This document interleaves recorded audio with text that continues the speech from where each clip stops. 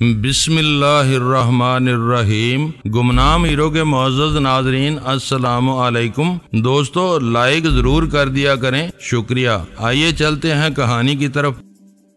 منصور کے مخبر اتنے کچے نہیں تھے کہ انہیں پکڑنا تو درکنار ہم انہیں پہچان بھی سکتے۔ مجھے محسوس ہو رہا تھا جیسے کوئی انہونی ہونے والی ہے۔ درگاہ کی فضا میں کھچاؤ سا تھا۔ درگاہ کے مجاور اب ہنستے تھے تو صاف پتہ چلتا تھا کہ یہ زبردستی کی ہنسی ہے۔ میں جس رات رانی کے ہاں گیا اس سے اگلی صبح جمال الدین نے مجھے کہا کہ معلوم ہوتا ہے ہمیں یہاں سے نکلنا پڑے گا۔ ہاں جمال بھائی، میں نے کہا، رانی کب تک ہم پر پردہ ڈالے رکھے گی؟ مجھے ڈر ہے کہ وہ خود ہی نہ پکڑی جائے۔ 2 دن اور 2 راتیں میں اور جمال الدین زیادہ تر وقت اسی ادھیڑ بن میں گزارتے رہے کہ اچانک پکڑے جانے سے پہلے ہم یہاں سے کس طرح نکل سکتے ہیں اور ہم کدھر جائیں گے، اور اگر اچانک چھاپا پڑ گیا تو ہم کیا کریں گے۔ ابھی ہم اسی سوچ بچار میں الجھے ہوئے تھے کہ منصور آ گیا۔ دوپہر کا وقت تھا، وہ وردی میں نہیں تھا۔ اسپیشل برانچ کے پولیس آفیسر اور دیگر عملہ سیولین کپڑوں میں رہتا تھا۔ میں نے اسے اس وقت دیکھا جب وہ صحن میں داخل ہو چکا تھا۔ اس نے بڑے پیار سے میرے ساتھ ہاتھ ملایا، کھل کر مسکرایا بھی اور سیدھا اس کمرے میں چلا گیا جہاں جمال الدین پیر بنا بیٹھا تھا اور اس کی بیٹھک میں 7-8 مرید بھی بیٹھے ہوئے تھے۔ میں نہ جانے کیا سوچ کر صحن میں ہی کھڑا رہا۔ منصور کم و بیش 20 منٹ بعد باہر نکلا اور میرے پاس آن کھڑا ہوا۔ سلام کے لیے حاضر ہوا تھا۔ اس نے کہا، اب مقبرے میں جا کر فاتحہ پڑھوں گا اور دعا کروں گا کہ خدا مجھے ایک بچہ دے دے۔ منصور صاحب، میں نے کہا، ہمارا خیال رکھنا۔ میں تمہارے ساتھ جو وعدہ کر چکا ہوں وہ پورا کرنے کے لیے اپنی جان بھی دینی پڑی تو میں دے دوں گا۔ منصور نے کہا، ہاں منصور بھائی۔ میں نے اس سے پوچھا، شعبہ نے عدالت میں یہ تو ظاہر کر دیا ہوگا کہ تم اسے راز دیتے رہے ہو اور اپنی ڈیوٹی سے کوتاہی کر کے اس کے ساتھ گھومتے پھرتے رہے ہو۔ اس نے یہ بھی کہا ہوگا کہ تم اس کے ساتھ شادی کر رہے تھے۔ آپ کے خلاف کوئی محکمانہ کاروائی تو نہیں ہو رہی؟ ارے نہیں میرے بھائی، منصور نے فاتحانہ لہجے میں کہا، ڈی آئی جی نے مجھ سے جواب طلبی کی تھی۔ میں نے کہا تھا کہ شعبہ نے مجھے نہیں بلکہ میں نے شعبہ کو جھانسا دیے رکھا تھا کہ میں اس کی محبت میں دیوانہ ہوا جا رہا ہوں اور مجھے اپنی ڈیوٹی کی بھی پرواہ نہیں۔ یہی جھانسا تھا جس نے شعبہ کو مجبور کر دیا کہ وہ اپنے پورے گینگ اور اپنے اڈوں کو بے نقاب کر دے۔ ڈی آئی جی نے میرے اس جواب کو خوش ہو کر قبول کر لیا تھا۔ اچھا خانو بھائی، میں بہت جلدی میں ہوں، پھر کبھی آؤں گا۔ اس کے جانے کے بعد جمال الدین نے مجھے بلایا۔ میں گیا تو وہ مجھے ساتھ والے کمرے میں لے گیا۔ اب بتاؤ کیا کریں؟ جمال الدین نے کہا۔ انسپیکٹر منصور آیا۔ اس نے پہلے کی طرح میرے گھٹنے چھو کر میرا دایاں ہاتھ اپنے ہاتھوں میں لیا اور اس ہاتھ کو چوما۔ پھر اس نے 20 روپے کے نوٹ میری گود میں رکھے اور منہ میرے کان کے ساتھ لگا کر بولا، جامی استاد، یہاں ایک آدمی ہے جس کا بہت لحاظ ہے۔ میں اس کی خاطر تمہیں 3 دن کی مہلت دیتا ہوں، یہاں سے غائب ہو جاؤ۔ اگر میں اس علاقے کا تھانے دار ہوتا تو 1 منٹ کی بھی مہلت نہ دیتا۔ آج سے 4تھی رات غائب ہو جانا۔ یہ کہہ کر وہ چلا گیا۔ اب بتاؤ کیا کیا جائے؟ رانی کو اطلاع دے دو، میں نے کہا۔ اسے بتائے بغیر ہم کوئی قدم نہیں اٹھائیں گے۔ اسی وقت ایک آدمی کو رانی کی طرف روانہ کر دیا۔ شام کے بعد جمال الدین اور جمال الدین کا ایک اور ساتھی رانی کی کوٹھی میں اس کے پاس بیٹھے تھے۔ رانی نے ہم تینوں کو بلایا تھا۔ میں نے پہلے ہی کہا تھا کہ منصور کے مخبر بہت تیز ہیں۔ رانی نے کہا، کل تک مجھے پتا چل جائے گا کہ یہ مخبر کون ہے۔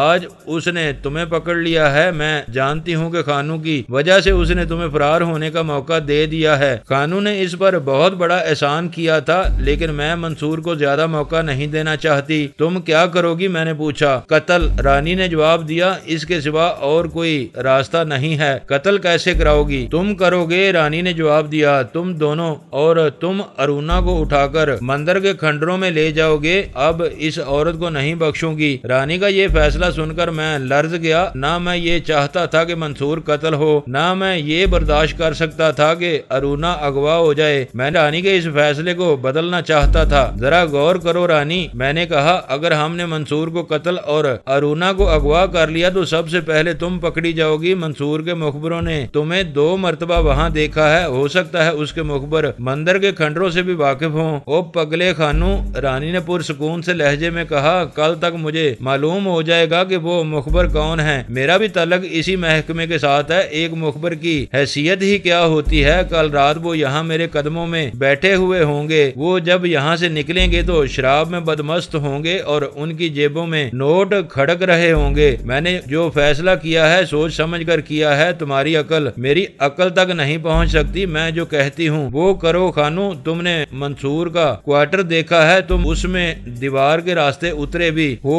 अब जमालुद्दीन तुम्हारे साथ होगा। मंसूर को कत्ल कर दो और अरुणा को उठा ले जाओ और उसके साथ वो सलूक करो कि वो पागल होकर दिल्ली की गलियों में चीखती चिल्लाती फिरे। मैं मंसूर को कत्ल नहीं करूंगा रानी, मैंने अपना फैसला सुनाया और मैं ना अरुणा को अगवा करूंगा ना होने दूंगा। खानू, रानी ने मेरी आंखों में आंखें डालकर कहा, होश में आओ। क्या तुमने अभी तक महसूस नहीं किया कि तुम मेरे कैदी हो? कल इस वक्त तक मेरी आंखों में आंखें डाले रखो रानी। मैंने कहा, अब तुम्हारी आंखों में वो ताकत नहीं रही जिसने बन मंदिर में मुझे अपने ताबे कर लिया था। ये मत भूलो रानी, तुम मेरी चौड़ी हुई हड्डी हो। रानी के चेहरे पर गुस्से की बजाय बशाशत सी आ गई, लेकिन जमालुद्दीन उठ खड़ा हुआ। जुबान बंद रखो खानू, उसने गर्ज कर कहा। मैं इस देवी की तौहीन बर्दाश्त नहीं कर सकूंगा। कहीं ऐसा न हो कि मंसूर से पहले तुम मेरे हाथों कत्ल हो जाओ। मैं आहिस्ता आहिस्ता उठा और जमालुद्दीन की दाढ़ी को, जो एक बालिश से भी कुछ लंबी थी, मुट्ठी में पकड़कर अपनी तरफ खींचा। वो मेरी तरफ आया तो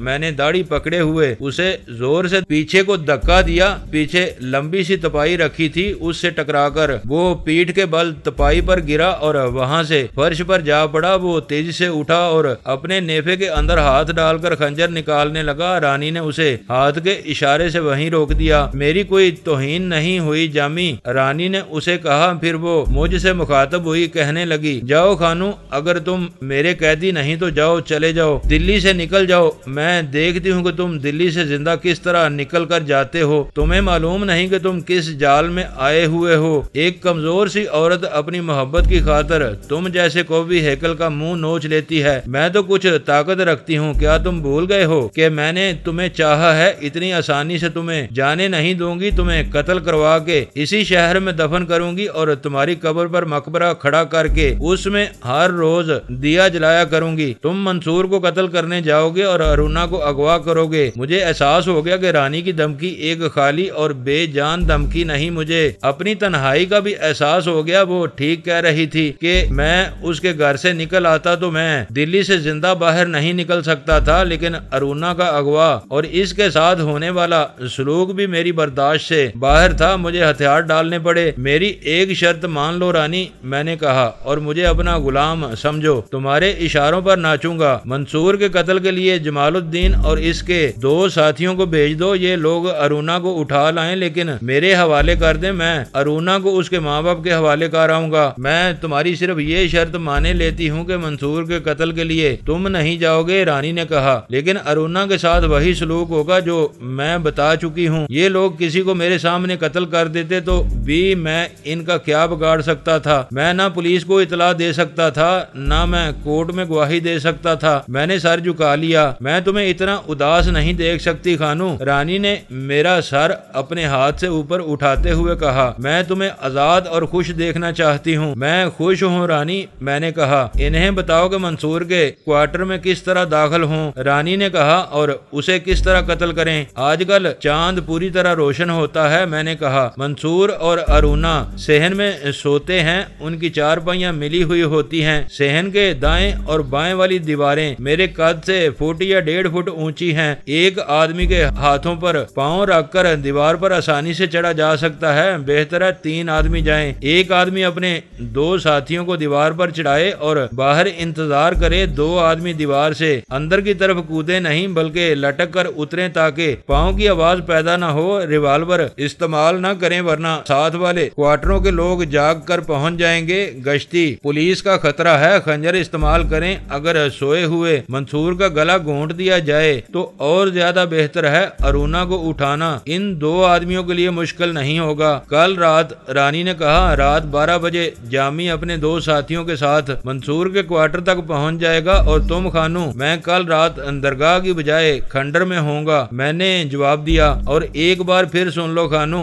رانی نے کہا، اگر تم کھنڈر میں ہوگے تو ارونا کی چیخو پکار کا تم پر کوئی اثر نہیں ہونا چاہیے، اگر ہوگا تو پھر میں تمہاری کوئی مدد نہیں کر سکوں گی۔ میرے منہ سے ایک آہ کے سوا کوئی لفظ نہ نکلا۔ اب تم لوگ چلے جاؤ، رانی نے کہا، پرسوں صبح میں منصور کی لاش دیکھنا چاہتی ہوں۔ اگلی رات آدھی گزر گئی۔ جمال الدین اپنے دو ساتھیوں کے ساتھ اسی طرح انسپیکٹر منصور کے بنگلہ نما کوارٹر کی ایک دیوار کے ساتھ لگا کھڑا تھا۔ وہاں اس قسم کے چند ایک کوارٹر تھے جو ایک دوسرے سے الگ اور ذرا دور دور تھے۔ پہلے جمال الدین اپنے ایک ساتھی کی مدد سے دیوار پر چڑھا اور صحن میں اس طرح اترا کہ اس کے پاؤں کی ہلکی سی آواز بھی نہ آئی۔ اس کے بعد اس کا ساتھی دیوار سے اترا۔ منصور اور ارونا صحن میں سوئے ہوئے تھے۔ پورے چاند کی چاندنی میں ان کا بال بال دکھائی دے رہا تھا۔ جمال الدین منصور کی چارپائی کے قریب پہلو کی طرف جا کھڑا ہوا۔ اس نے اپنے کپڑوں کے اندر سے خنجر نکالا۔ ابھی وہ خنجر کو اپنے ہاتھ میں اچھی طرح پکڑ ہی رہا تھا کہ اس کے دونوں ٹخنے جیسے دو شکنجوں میں جکڑے گئے ہوں۔ پھر اس کے ٹخنوں کو چارپائی کے نیچے کی طرف اتنی زور سے جھٹکا پڑا کہ وہ پیٹھ کے بل گرا۔ فوراً ہی ایک آدمی چارپائی کے نیچے سے نکلا اور جمال الدین کے سینے پر سوار ہو گیا۔ جمال الدین نے اس آدمی کو خنجر مارنے کی کوشش کی، لیکن اس آدمی نے اس کی کلائی پکڑ لی اور دوسرے ہاتھ کا گونسا اتنی زور سے اس کے منہ پر مارا کہ خنجر پر جمال الدین کی گرفت ڈھیلی پڑ گئی۔ وہ آدمی جو منصور کی چارپائی کے نیچے سے نکل کر جمال الدین کے سینے پر چڑھ بیٹھا تھا وہ میں تھا۔ قتل کی اسکیم بناتے وقت میں نے رانی سے کہا تھا کہ میں کل رات درگاہ میں نہیں مندر کے کھنڈروں میں سوؤں گا۔ میں شام کو ہی کھنڈروں میں چلا گیا تھا، لیکن وہاں سے میں درگاہ سے دور سے گزرنے والے راستے سے دلی چلا گیا تھا۔ میں منصور کے گھر گیا اور اسے بتایا کہ آج رات وہ قتل اور ارونا اغوا ہوگی۔ منصور نے کہا وہ پولیس کے 4-5 آدمیوں کو بلا کر گھر میں چھپا لے گا۔ میں نے اسے کہا کہ پولیس کے آدمیوں کی ضرورت نہیں، ہم خود انہیں پکڑیں گے۔ مجھے یاد نہیں کہ میں نے کیا سوچ کر یہ مشورہ دیا تھا، بعد میں یہی مشورہ کام آیا۔ میں نے اور منصور نے اسکیم تیار کر لی۔ آدھی رات سے ذرا پہلے میں منصور کی چارپائی کے نیچے چلا گیا۔ منصور نے اپنا بھرا ہوا ریوالور اپنے تکیے کے نیچے رکھ لیا اور یوں لیٹ گیا جیسے گہری نیند سویا ہوا ہو۔ مجھے منصور کی چارپائی کے قریب گھٹنوں تک 2 ٹانگیں نظر آئیں۔ مجھے معلوم نہیں تھا کہ یہ جمال الدین تھا یا اس کا ساتھی۔ چاند ایسے زاویے پر تھا کہ اس آدمی کا سایہ صحن میں نظر آ رہا تھا۔ میں نے سائے کو دیکھا، اس کے بازوؤں کی حرکت دیکھی اور اس کے دونوں ٹخنے پکڑ کر اپنی طرف بڑی زور سے کھینچے۔ وہ پیٹھ کے بل گرا تو میں چارپائی کے نیچے سے نکل کر اس کے سینے پر سوار ہو گیا۔ منصور نے تکیے کے نیچے سے ریوالور نکالا۔ جمال الدین کا ساتھی دروازے کی طرف دوڑا جا رہا تھا۔ منصور نے اسے للکار کر کہا، رک جاؤ، گولی آتی ہے۔ وہ رک گیا۔ منصور نے ریوالور کی نالی اس کی طرف کر کے اس سے خنجر لے لیا۔ جمال الدین سے میں نے خنجر لے لیا تھا۔ ان کا تیسرا ساتھی دیوار کے اوپر آیا۔ میں نے ویسے ہی ادھر دیکھا تھا۔ وہ اندر کا منظر دیکھ کر باہر کو کود گیا۔ ہم جمال الدین اور اس کے ساتھی کو کمرے میں لے گئے۔ ارونا بھی اندر آ گئی۔ خوف سے اس کا رنگ پیلا پڑ گیا تھا۔ غدار، بے ایمان! جمال الدین نے کمرے میں جاتے ہی دانت پیس کر مجھے کہا، کیا مجھے پکڑوا کر تو زندہ رہ سکے گا؟ منصور نے اس کے منہ پر گھونسا مارا۔ صبح سے پہلے رانی بھی گرفتار ہو چکی ہوگی۔ منصور نے کہا، میں نے تمہیں کہا تھا کہ اس علاقے سے نکل جاؤ، لیکن تم مجھے قتل کرنے آ گئے۔ جمال الدین جو دراصل جامی ڈاکو تھا، آخر استاد تھا، اسے گرفتاری کا جیسے ڈر ہی نہیں تھا۔ دیکھو انسپیکٹر منصور، اس نے منصور سے کہا، تم مجھے سزا کس طرح دلائے گا؟ کیا تو اس خانو کو عدالت میں پیش کرے گا کہ اس نے مجھے پکڑا ہے؟ کیا یہ خود نہیں پکڑا جائے گا؟ میں عدالت میں تمہارے خلاف بہت کچھ کہوں گا۔ خانو مفرور مجرم ہے، میں تو پھانسی چڑھ ہی جاؤں گا، لیکن تم پولیس میں نہیں رہ سکو گے۔ منصور نے نہ جانے کیا سوچا، کہنے لگا، خانو یہ ٹھیک کہتا ہے، یہ ہم دونوں کو مروائے گا۔ اس نے جمال الدین اور اس کے ساتھی سے کہا، جاؤ، نکل جاؤ یہاں سے، میں نے تمہیں معاف کیا، پھر اس علاقے سے نکل جانا، جاؤ۔ ان دونوں نے حیران ہو کر منصور کے منہ کی طرف دیکھا۔ میں خود حیران تھا کہ منصور کیا کہہ رہا ہے۔ میں کہہ رہا ہوں جاؤ، منصور نے کہا۔ جمال الدین اپنے ساتھی کے ساتھ باہر کو چل پڑا۔ میں اور منصور ان کے پیچھے باہر نکلے۔ وہ دونوں جب صحن میں چارپائیوں کے قریب سے گزر رہے تھے تو منصور نے کہا، ذرا ٹھہرو۔ دونوں رک کر پیچھے کو گھومے۔ منصور نے ریوالور ان کی طرف کر کے یکے بعد دیگرے 2 گولیاں فائر کی۔ فاصلہ 4-5 قدم تھا، دونوں گر پڑے۔ یہ آپ نے کیا کیا؟ میں نے منصور سے پوچھا۔ مجھے یہی کرنا چاہیے تھا، منصور نے کہا، میں تمہیں گواہ کے طور پر پیش نہیں کر سکتا، انہیں گولی مار کر میں مقدمے کے جھنجٹ سے بچ گیا ہوں۔ جمال الدین جو دراصل جامی ہے، مفرور سزا یافتہ مجرم ہے اور اس کا ساتھی بھی سزا یافتہ ہے۔ منصور اتنا ہی کہہ پایا تھا کہ باہر کسی کے دوڑنے کی آوازیں سنائی دیں، شاید پولیس کی گشتی پارٹی تھی یا دوسرے کوارٹروں کے رہنے والے گولیوں کی آوازیں سن کر آ گئے تھے۔ ارونا، منصور نے ارونا سے کہا، محمد خان کو کمرے میں پلنگ کے نیچے چھپا دو۔ اس نے مجھے کہا، اندر چلے جاؤ خانو، تمہیں کچھ دن میرے گھر میں چھپ کر رہنا ہوگا، پھر میں تمہیں دلی سے نکال دوں گا۔ ارونا مجھے ایک کمرے میں لے گئی۔ میں جب ارونا کے پیچھے پیچھے کمرے میں چھپنے کے لیے جا رہا تھا تو میں نے پیچھے دیکھا منصور دروازے کی طرف دوڑا جا رہا تھا۔ میں ذرا رک گیا اور دیکھتا رہا، منصور نے دروازہ کھول دیا تھا۔ ارونا نے میرا بازو پکڑا اور مجھے کمرے میں لے گئی۔ تم نہ ہوئے تو ہم دونوں قتل ہو گئے تھے۔ ارونا نے کمرے کا دروازہ بند کرتے ہوئے کہا، مجھے ڈر آ رہا ہے خانو، مت ڈرو ارونا، میں نے ایسے لہجے میں کہا جیسے یہ واقعہ معمولی سا ہو۔ قتل کرنے والے خود قتل ہو چکے ہیں۔ صحن میں وہ لوگ آ گئے تھے جو گولیوں کے دھماکے سن کر دوڑے آ رہے تھے۔ ارونا نے مجھے ایک پلنگ کے نیچے چلے جانے کو کہا۔ میں لیٹ کر پلنگ کے نیچے سرک گیا اور سرکتا ہوا دیوار کے قریب چلا گیا۔ ارونا نے پلنگ پوش ایک طرف سے اور نیچے کر دیا، یہاں تمہیں کوئی نہیں دیکھ سکے گا۔ ارونا نے پلنگ کے پاس بیٹھ کر کہا، ڈرنا نہیں، تمہیں منصور نے پناہ دی ہے۔ منصور معمولی جرت والا آدمی نہیں۔ ارونا کمرے کا وہ دروازہ کھولنے کی بجائے جو سامنے کو کھلتا تھا پہلو والے کمرے میں چلی گئی۔ صحن میں بہت سے لوگوں کی آوازیں آ رہی تھیں، ہر ایک کی بات الگ الگ سمجھنی مشکل تھی۔ منصور کے یہ الفاظ 3-4 بار سنائی دیے، ہم میاں بیوی کو تو اللہ نے بچایا ہے، اللہ نے سبب ایسا بنایا کہ میں جاگ کر غسل خانے میں چلا گیا تھا۔ مجھے ایسا غم نہیں تھا کہ میں پکڑا جاؤں گا یا میرے خلاف کوئی کاروائی ہوگی۔ یہ ایک پولیس انسپیکٹر کا گھر تھا اور یہ پولیس انسپیکٹر ایک تو اسپیشل برانچ کا تھا اور دوسرے وہ منصور تھا۔ مجھے غم تو کوئی نہ تھا، کوئی خطرہ بھی نہ تھا، لیکن بار بار رانی میری آنکھوں کے سامنے آتی تھی۔ جس طرح منصور کے ہاتھ میں پاور تھی، اسی طرح رانی بھی پاور والی عورت تھی۔ مجھے یہ احساس کسی حد تک پریشان کر رہا تھا کہ میں یہاں چھپا رہا تو رانی کو معلوم ہو جائے گا کہ میں مندر کے کھنڈر میں نہیں تھا۔ اسے بڑا پختہ شک ہوگا کہ اس کے گروہ کے 2 آدمیوں کو میں نے پکڑوایا اور مروایا ہے۔ مجھے خطرہ یہ محسوس ہو رہا تھا کہ رانی مجھے پکڑوانے کی کوشش کرے گی۔ پھر مجھے تیسرا آدمی یاد آیا جو جمال الدین کے ساتھ منصور کے قتل کے لیے آیا تھا اور وہ باہر سے ہی بھاگ گیا تھا۔ اس نے دیوار کے اوپر سے مجھے دیکھ لیا ہوگا، شاید نہ بھی دیکھا ہو۔ ایک سوال میرے ذہن میں اٹھا کہ وہ کہاں گیا ہوگا، وہ درگاہ میں یا مندر کے کھنڈر میں نہیں گیا ہوگا۔ اسے معلوم تھا اس کا گروہ پہچان لیا گیا ہے۔ میرے دماغ میں یہی ایک بات آتی تھی کہ وہ رانی کے پاس گیا ہوگا، اس نے رانی کو بتایا ہوگا کہ سکیم الٹی ہو گئی ہے اور رانی نے اسے کہا ہوگا کہ فوراً کھنڈر اور درگاہ میں پہنچو اور تمام آدمیوں کو وہاں سے بھگا دو۔ رانی نے میرا نام بھی لیا ہوگا۔ میں نے اپنے دماغ پر بہت زور دیا، بہت سوچا، لیکن ایسے لگ رہا تھا جیسے میں گھپ اندھیرے میں کوئی چیز ڈھونڈ رہا ہوں۔ کچھ دیر بعد صحن کا شور شرابہ کم ہونے لگا۔ برآمدے میں مجھے قدموں کی آہٹیں سنائی دینے لگیں، کرسیاں گھسیٹنے کی آوازیں بھی آئیں۔ برآمدے اور میرے کمرے کے درمیان صرف ایک دروازہ حائل تھا۔ اب مجھے باہر کی ہر آواز صاف سنائی دیتی تھی۔ ارونا دبے پاؤں پلنگ تک آئی اور فرش پر بیٹھ گئی۔ اس نے مجھے بتایا کہ کون کون آیا ہے۔ یہ سرکاری کوارٹروں اور بنگلوں کی آبادی تھی، اس میں مختلف محکموں کے چھوٹے بڑے سرکاری افسر رہتے تھے۔ منصور کے کوارٹر کے ساتھ ہی ایک اور پولیس انسپیکٹر رہتا تھا، اس سے کچھ دور اسپیشل برانچ کا ایک سب انسپیکٹر رہتا تھا۔ ارونا نے مجھے بتایا کہ ایک تو یہ دونوں گولیوں کے دھماکے سن کر آئے ہیں اور جو سب سے پہلے آئے تھے وہ 2 پولیس کانسٹیبل تھے جو گشتی پہرے پر تھے۔ میرا خیال تھا کہ بہت سے لوگ اکٹھے ہو گئے ہوں گے۔ میں نے کہا، نہ خانو۔ ارونا نے کہا، آدھی رات کو گولیاں چلیں تو مدد کے لیے کون آنے کی جرت کرتا ہے؟ سویلین لوگ اپنی جان کو خطرے میں نہیں ڈالا کرتے۔ پھر بھی 3-4 سویلین آ گئے تھے، لیکن ان پولیس انسپیکٹروں نے انہیں اندر نہیں آنے دیا تھا۔ اب باہر کیا ہو رہا ہے؟ میں نے پوچھا۔ وہ لاشوں کو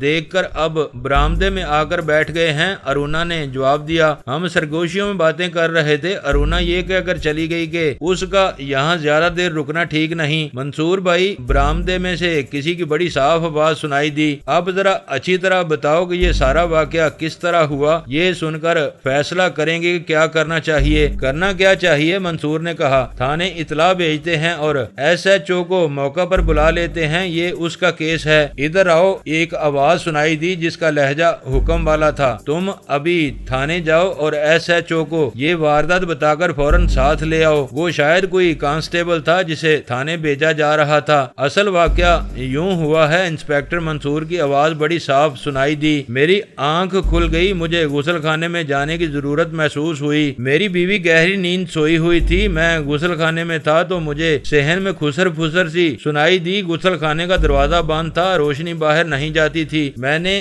بلب بجھا دیا اور دروازہ تھوڑا سا کھول کر صحن کی طرف دیکھا۔ صحن میں تو چاندنی تھی، غسل خانے کی طرف برآمدے کا سایہ تھا۔ مجھے دو آدمی نظر آئے، ایک ارونا کے سرہانے کی طرف کھڑا تھا اور دوسرا ادھر ادھر دیکھ رہا تھا۔ وہ شاید مجھے ڈھونڈ رہے تھے۔ میں سمجھ گیا کہ یہ کون لوگ ہیں اور کیوں آئے ہیں۔ جمنا کے پار ایک پرانی درگاہ ہے جو کچھ عرصے سے آباد ہو گئی ہے۔ مجھے اسپیشل برانچ کے ایک مخبر نے بتایا تھا کہ وہاں جو آدمی متولی اور پیر بنا بیٹھا ہے وہ مشکوک لگتا ہے۔ ایک روز میں وہاں چلا گیا، وہ شخص بڑے اچھے بہروب میں تھا۔ اگر میں نے کبھی اسے 2-3 مرتبہ ویسے ہی دیکھا ہوتا تو میں اسے کبھی نہ پہچان سکتا کہ یہ وہ شخص ہے، لیکن میں نے اس شخص کو فوراً پہچان لیا۔ یہ شخص جس کی لاش میرے پلنگ کے قریب پڑی ہے بنگال کا مشہور ڈاکو جامی ہے۔ میرا اس کے ساتھ بڑا لمبا واسطہ پڑا تھا۔ اب میں اسے ایک عرصے بعد دیکھ رہا تھا، پھر یہ بنگال سے غائب ہو گیا اور مجھے یہ معلوم کرنے کی ضرورت نہیں تھی کہ کہاں چلا گیا ہے۔ میں دلی میں اسپیشل برانچ میں آیا تو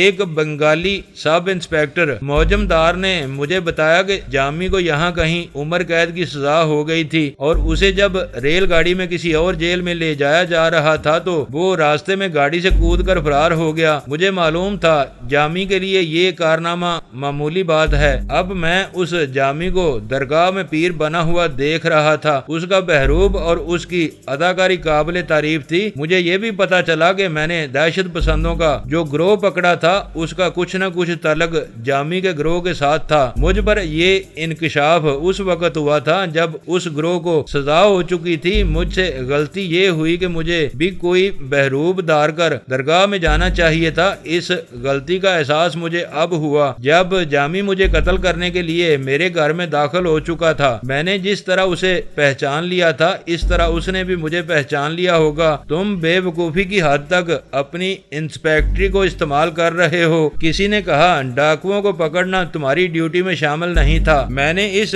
خیال سے ڈاکوؤں کے گروہ میں جا ٹانگ اڑائی کہ ان کا تعلق دہشت پسندوں کے ساتھ ہو سکتا ہے۔ منصور نے کہا، ورنہ سیدھا سا طریقہ تھا کہ میں علاقے کے تھانے دار کو اطلاع دے دیتا تمہارے علاقے میں مفرور ڈاکو نے باقاعدہ اڈا بنا رکھا ہے۔ ہاں پھر آگے کیا ہوا؟ ہوا یہ کہ میں دبے پاؤں غسل خانے سے نکل کر اس کمرے کے دروازے میں داخل ہو گیا جو غسل خانے کے بالکل قریب ہے۔ منصور نے کہا، اس وقت میری طرف ان دونوں کی پیٹھ تھی ورنہ وہ مجھے دیکھ سکتے تھے۔ میں نے میز کی دراز سے ریوالور نکالا۔ ایک یہ خطرہ کہ میں نے دیر کر دی تو میری بیوی ماری جائے گی، دوسرا یہ خطرہ میں نے ذرا سی آواز پیدا کی تو وہ مجھ پر آ پڑیں گے۔ اللہ نے کرم کیا کہ میں نے ریوالور میں گولیاں ڈالنے میں چند سیکنڈ لگائے۔ میں جب برآمدے سے صحن میں پہنچا اور ان دونوں کو للکارا تو پیچھے سے ان کے ایک ساتھی نے مجھے اس طرح دبوچ لیا کہ میرے دونوں بازو اس کے بازوؤں کے شکنجے میں آ گئے۔ صحن والے دونوں آدمیوں کو دیکھا، وہ میری طرف دوڑے آ رہے تھے۔ میرا خیال تھا کہ ان کے پاس ریوالور ہوں گے، لیکن میں نے ان کے ہاتھوں میں خنجر دیکھے تو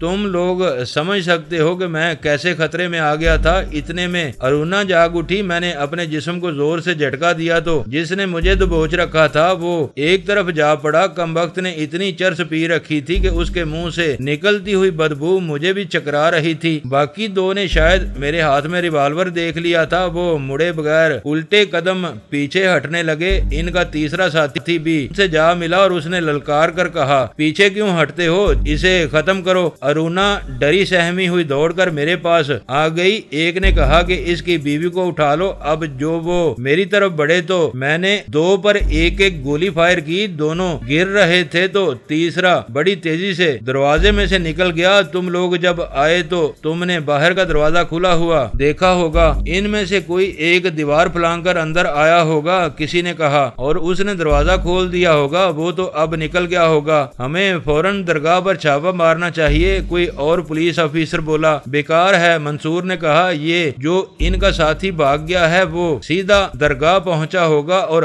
अब वहां हमें कुछ नहीं मिलेगा। इनका एक ठिकाना और भी है, ये मुझे एक मुखबर ने बताया था, लेकिन उसने बात शक में की थी। वो दरगाह से कुछ दूर किसी बड़े ही पुराने मंदिर के खंडरात हैं, फिर हमें वहाँ भी कुछ नहीं मिलेगा। किसी और ने कहा, वारदात बड़ी साफ है, जामी ने तुम्हें इसलिए कत्ल करना चाहा था कि तुमने उसे पहचान लिया था। मैं इस कदर बेहिस हो चुका था कि मंसूर का बयान सुनकर मुझे हंसी आ गई। वो पुराना पुलिस इंस्पेक्टर था, बड़ी उस्तादी से झूठ बोल रहा था। उसके झूठ बोलने का मकसद सिर्फ ये था कि मैं ना पकड़ा जाऊं। मुझे यकीन था कि वो इस केस को ऐसे रुख पर डाल देगा कि उसकी उस्तादी को बड़े बड़े अंग्रेज अफसर भी नहीं समझ सकेंगे। फिर इलाके का थानेदार आ गया। मुझे मालूम था कि थानेदार क्या कार्रवाई करेगा। बाहर की आवाजों से मुझे मालूम होता जा रहा था कि वो लोग क्या कर रहे हैं। मंसूर एक बार फिर वही झूठ बोल रहा था जो वो पहले बोल चुका था। फिर मैंने आवाजें सुनी कि लाशों को उठाकर ले जाया जा रहा है। जब लाशें और तमाम आदमी बाहर निकल गए तो मंसूर कमरे में आया। वो कपड़े तब्दील करने के बहाने आया था। उसे भी थाने जाना था। उसने मुझे पलंग से बाहर आने को कहा। मैं थाने जा रहा हूँ। उसने कहा, तुम्हें तो मालूम है कि वहाँ कितना वक्त लग जाएगा। अरुणा दरवाजा अंदर से बंद कर लेगी और तुम अब पलंग के ऊपर हो जाओ। किसी भी वक्त दरवाजे पर दस्तक हो तो तुम पलंग के नीचे चले जाना। मंसूर भाई, मैंने कहा, आपने बयान तो बहुत अच्छा दिया है। मैं आपका ये एहसान बाकी उम्र नहीं भूलूंगा कि आपने मुझे बचाने की खातिर झूठ बोला। एक बात बताएं, क्या आप रानी को भी बचाने की कोशिश कर रहे हैं? रानी को तो मैं चक्की में पीसूंगा। मंसूर ने कहा, इन छोटे छोटे इंस्पेक्टरों और सब इंस्पेक्टरों के साथ कुछ सोच कर ही रानी का जिक्र नहीं किया। ये सब रानी से मरूब हैं। अगर मैं इनके साथ जिक्र कर बैठता तो ये फौरन रानी को इतला कर देते। इन्हें मालूम है कि रानी से वो माल मिलता है जो और कहीं से नहीं मिल सकता। मैं रानी की रिपोर्ट DSP को दूंगा। अंग्रेज है? मैंने पूछा। बड़ा सख्त अंग्रेज है, मंसूर ने जवाब दिया। अंग्रेज डकैती और कत्ल माफ कर सकते हैं, दहशतगर्दी और जासूसी के जुर्म अपने बाप को भी नहीं बख्शते। मैं रानी के खिलाफ ये रिपोर्ट दूंगा कि अब पता चला है जिन दहशत पसंदों को मैंने पकड़ा था इन्हें रानी अपनी पनाह में रखती थी। मैं इस शैतान औरत के खिलाफ झूठे इल्जाम भी साबित कर दूंगा। मैं बहुत जल्दी में हूँ। वो लोग बाहर मेरे इंतजार में खड़े हैं। लाशें पोस्टमार्टम के लिए चली गई हैं। ये ख्याल भी रखना कि अरुणा घर में अकेली है, इसलिए 2 पुलिस कांस्टेबल बाहर पहरे पर खड़े हैं। ऊंची आवाज में ना बोलना। दोस्तों, वीडियो को लाइक जरूर कर दिया करें। ISI पाक आर्मी जिंदाबाद, पाकिस्तान पाइंदाबाद। मुअज़्ज़ज़ नाज़रीन, अपना ख्याल रखिएगा और अपने इस चैनल का भी शुक्रिया।